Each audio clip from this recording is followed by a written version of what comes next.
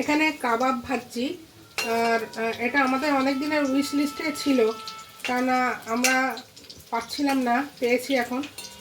তো এটাকে ভাজছি ছোট ছোট করে, তারপর কি হবে সেটাই আপনাদের জন্য নিয়ে আসবো। একটা স্পেশাল টিফিন তৈরি হচ্ছে।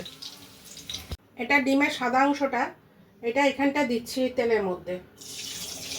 এর মধ্যে একটু নুনই দিয়েছি, আর কিছু দিইনি। গুরুপাক করে বানাচ্ছি না, কারণ আজকে দুপুরে খাওয়াটা আমাদের একটু হেভি হয়েছে। এর মধ্যে আপনারা ইচ্ছা করলে পেঁয়াজ, রসুন, তারপরে আরও অনেক কিছু দিতে পারেন। ধনেপাতা, পেঁয়াজ কুচি, অরিগানো, যার যেটা মনে হয় দিতে পারেন, কিন্তু আমি সেটা দিচ্ছি না। ওই একটাই কারণ, দুপুরবেলা একটু হেভি খেয়েছি, ওই জন্য।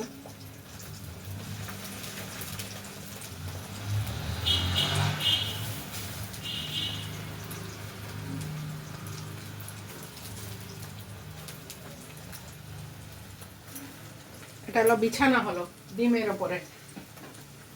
একটু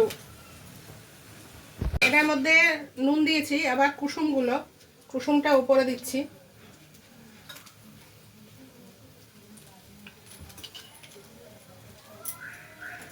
এটার মধ্যে দেবো একটু চাট মশলা, গরম মশলাও দিতে, গরম মশলা না, ওই গোলমরিচের গুঁড়ো দিতে পারেন, গরম মশলাও দিতে পারেন, এটা কোনো সমস্যা না, যার যেভাবে খেতে ইচ্ছে করে।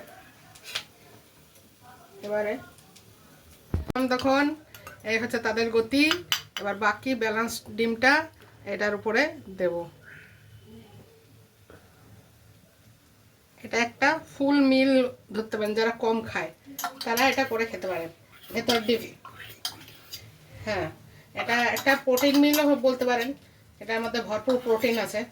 আর ধৈর্য ধরে করতে হবে। নিচেটা হচ্ছে ডিমের কুসুমটা, এটা উল্টে দেবো। এটার মধ্যে ডিমের কুসুমটাও হবে, প্লাস কাবাবগুলো আটকে যাবে। তো বহুতই টেস্টি হবে খাবারটা। এর মধ্যে সস দিয়ে খেতে পারেন, চিলি সস, তারপর এমনি টমেটো সস, দারুণ লাগবে খেতে। আমার এই ভিডিওটা ভালো লাগলে প্লিজ একটু লাইক করবেন, শেয়ার করবেন, সাবস্ক্রাইব করবেন। রেডি পুরো। এখানে কাবাব রয়েছে, আলাদা করে এক্সট্রা কাবাব রয়েছে। এখানে সস দিতে পারেন, চিলি সস, টমেটো সস। আমার ছেলে খায় না, আমি ওর জন্যই বানিয়েছি। ওর যেটা দরকার সেটা কাঁটা চামচ ওকে দিয়ে দিয়েছি।